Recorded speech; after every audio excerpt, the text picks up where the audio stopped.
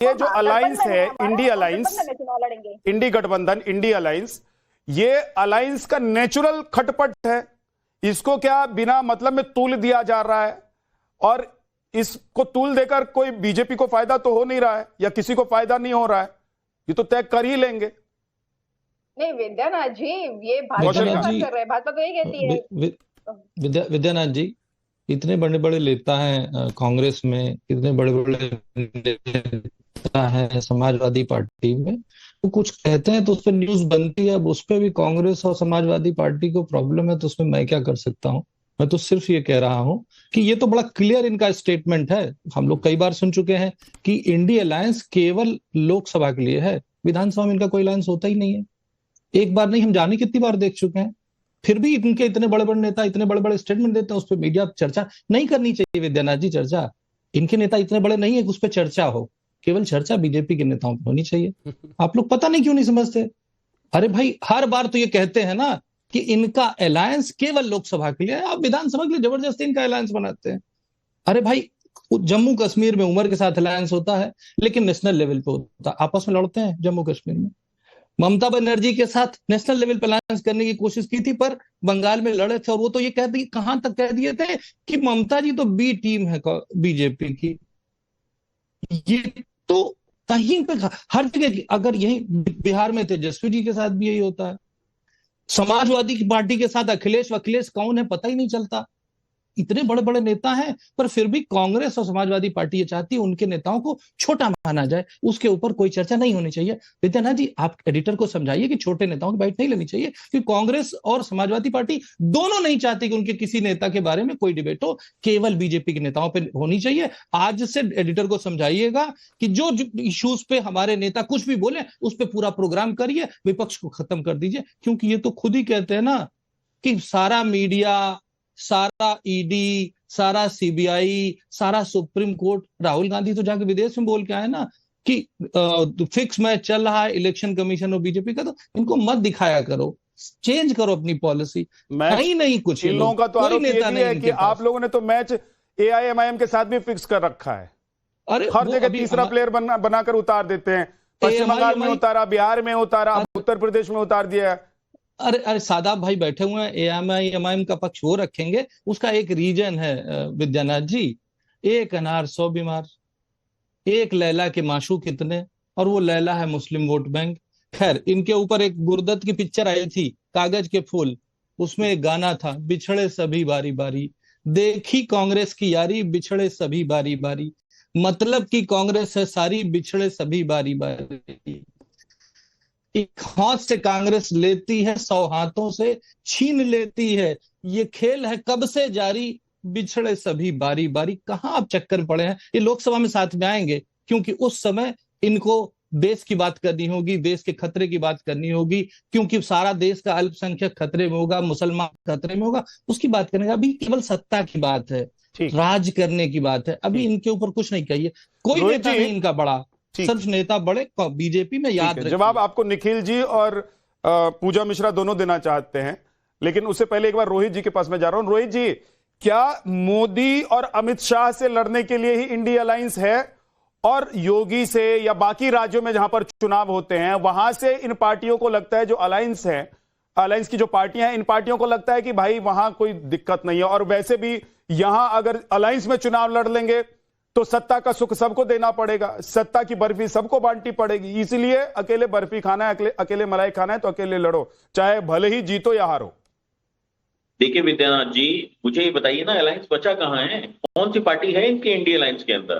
भाई कांग्रेस और समाजवादी पार्टी एक दूसरे को गाली गलौज कर ही रहे हैं। आम आदमी पार्टी पहले ही निकल चुकी है, डीएमके कह ही रही है कि कांग्रेस ने किस तरीके से उनको दूध में से मक्खी समझ के निकाल दिया। तो स्थिति है कि इंडिया अलायंस है कहां?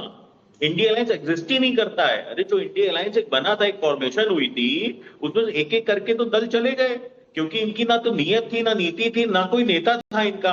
इनको तो सिर्फ और सिर्फ कांग्रेस को अपने एक युवराज को राजगद्दी पे बैठाने के लिए ये सारे अलायंस बनाने की कोशिश करते हैं। अब सब समझ चुके हैं, अब तो समाजवादी पार्टी वाले भी समझ चुके हैं, और समाजवादी पार्टी वाले तो इनकी हैसियत बताते हैं, और ये अखिलेश और ना जाने क्या क्या कहते हैं। भाई आप ये सोचो ना, हरियाणा में जब चुनाव होगा तब वहां पे कांग्रेस के नेता कहेंगे, दीपेन हुड्डा जी कहेंगे कांग्रेस की यहाँ पे वो समाजवादी पार्टी की यहाँ कोई हैसियत नहीं है, समाजवादी पार्टी को यहाँ कोई गठबंधन नहीं होगा। पर उत्तर प्रदेश के अंदर वो कहेंगे समाजवादी पार्टी हमारा छोटा भाई है, हमारा बड़ा भाई है, डिसाइड करने की कोशिश करेंगे कि कौन सा वाला भाई है। परंतु स्थिति साफ है ना, हर कोई समझ चुका है कि कांग्रेस सिर्फ और सिर्फ समाजवादी पार्टी का इस्तेमाल करना चाहती है, और ये चीज समाजवादी पार्टी भी समझ चुकी है। इसीलिए ये लोग इमरान मसूद साहब से डेली गाली गलौज करवाते हैं। आप सोचो कितनी तुच्छ स्थिति हो चुकी है कांग्रेस की, कि समाजवादी पार्टी कह रही है कि देखो ऐसा है कि अगर गठबंधन करना है तो ये इमरान मसूद को चुप करा दो, वरना गठबंधन वगैरह हो नहीं पाएगा, आपको हम सीट दे नहीं पाएंगे। मतलब सोचो ऐसे गठबंधन होता है, कहाँ है मान सम्मान? कोई मान सम्मान कांग्रेस का बचा नहीं है। स्थिति है शादाब चौहान जी गद्दी तक बैठाने के लिए किसी भी स्तर तक गिरेंगे, और वहां पे देखिए पूजा मिश्रा जी कितना खुश हो रही है कि देखिए उनकी ही बात में, उनके शब्दों को मैं आज ऐसा लग रहा है कि पूरक बैठे हुए हैं। रोहित अग्रवाल जी, ऐसा लग रहा है कि आज आप पूरक बैठे हुए हैं। पूजा मिश्रा जी कह रही है कि भाई कांग्रेस वाले सुन ले और समझ ले कि जो रोहित जी कह रहे हैं वही सत्य है, वही सच्चाई है, और ये पूजा मिश्रा जी के दिल में से निकल नहीं पा रही है, क्योंकि कह नहीं पा रही है अपने शब्दों में, परंतु उनका तात्पर्य यही है। जो भी पूजा मिश्रा कह रही है उनका तात्पर्य यही है पूरी तरीके से। और समाजवादी पार्टी का हर नेता कांग्रेस को उसकी हैसियत बता रहा है उत्तर प्रदेश के अंदर। अब मुझे तो नहीं लगता इनको कांग्रेस को 150 सीट देने वाले हैं। भाई कांग्रेस देश की पुरानी पार्टी रही है, 150 सीटें तो लेगी ना कम से कम उत्तर प्रदेश के अंदर। 150 से कम पे तो नहीं मानेगी। अब ऐसा तो नहीं है 40-50 सीटों पे कांग्रेस मान जाएगी। पूजा मिश्रा की 150 सीटें तो देनी पड़ेगी कांग्रेस। कांग्रेस आपका बड़ा भाई है, क्योंकि बड़े कैनवस के अंदर कांग्रेस बड़ा है। इसको आप क्षेत्र और एक एरिया में बांट के आप नहीं कम कर सकते। देखिए आपको देनी तो पड़ेगी 150 सीटें, कांग्रेस को 150 सीटें देनी पड़ेगी, वरना गठबंधन नहीं होगा। ये कांग्रेस के प्रवक्ता कहना चाहते हैं। कांग्रेस के प्रवक्ता साफ तौर पे कहना चाहते हैं 150 सीटें दोगे तो ठीक है, वरना गठबंधन नहीं होगा, और हम डूबेंगे तो तुमको साथ लेके डूबेंगे। रोहित अग्रवाल जी ने आग में घी डाला और धुआं हो रहा है। रुक जाइए प्लीज, दोनों लोग रुक जाइए, ऐसे मत दगाइए। पूजा जी एक सेकंड मैं वापस आ रहा हूँ। शादाब भाई के पास नहीं गया हूं, बहुत देर से वो इंतजार कर रहे हैं। शादाब भाई, आप ऐसी पार्टियों के साथ आप लोग बिहार में भी गठबंधन करना चाह रहे थे, उत्तर प्रदेश में भी करना चाह रहे हैं, और मंशा कहीं ना कहीं मन में तो ये भी हो आप लोगों के होगी कि भाई अगर सेंटर में हो जाए। जो एक साथ चलते ही नहीं है, ये एक टापू पर तभी आते हैं जब देखते हैं कि पूरा समंदर या पूरी नदी एकदम जलमग्न है, अदरवाइज ये अलग अलग टापू पर रहना चाहते हैं। आप क्यों सवार होना चाहते हैं? नहीं विद्यानाथ जी, आपकी बात बिल्कुल सही है कि इन राजनीतिक दलों को, जो एलीट क्लब का एक ग्रुप है, एलीट ग्रुप के मेंबर्स का एक ग्रुप है, उनको ये अहंकार है कि हम ही सिर्फ सत्ता चला सकते हैं, और यही कारण है कि लगातार ये लोग हार रहे हैं चुनाव। अगर ये अहंकार ना होता और बिहार में हमारे नेता बैरिस्टर ओवैसी साहब की बात को माना होता तो परिस्थिति कुछ और होती। हम लोगों ने एक बात कही कि भाई हम लोग को मिनिस्ट्री नहीं चाहिए, आप लड़ लो मिनिस्ट्री के लिए, हम लोगों को सीमांचल डेवलपमेंट काउंसिल आप दे देना बिहार में, वो हमारे लिए काफी, हम लोग लोगों की सेवा करेंगे, आप सरकार बनाना, सीएम बनना, जो बनना आप कर लेना।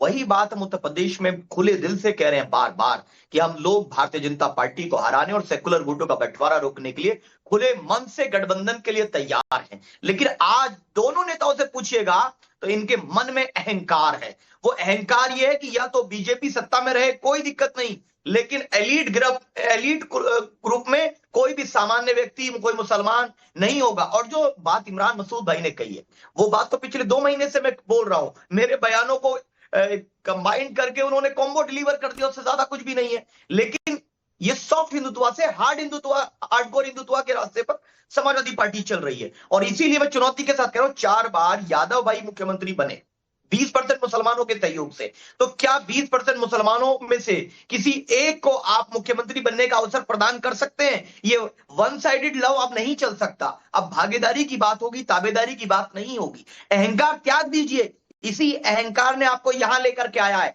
और अगर अहंकार नहीं त्यागेंगे तो 2027 में आप भारतीय जनता पार्टी को नहीं हरा पाएंगे। ये मैं चुनौती के साथ कह रहा हूं। अब ये समाजवादी पार्टी कांग्रेस को तय करना है कि उनको भाजपा को हराना लक्ष्य है या अहंकार में डूबकर एलीट ग्रुप के मेंबर्स का एक गैंग चलाना उनका लक्ष्य है। बोलिए एक एक करके, पहले निखिल जी, उसके बाद पूजा मिश्रा जी। आ रहा हूं कौशल कांत जी।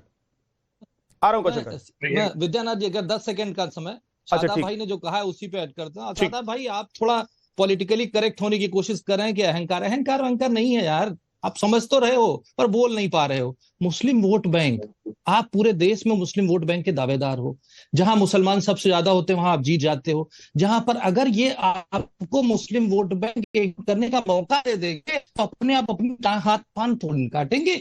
ये वजह है, अहंकार अहंकार नहीं है, ये क्लियर मालूम आपको भी है, पर उसको आप राजनीतिक शब्द दे रहे हैं।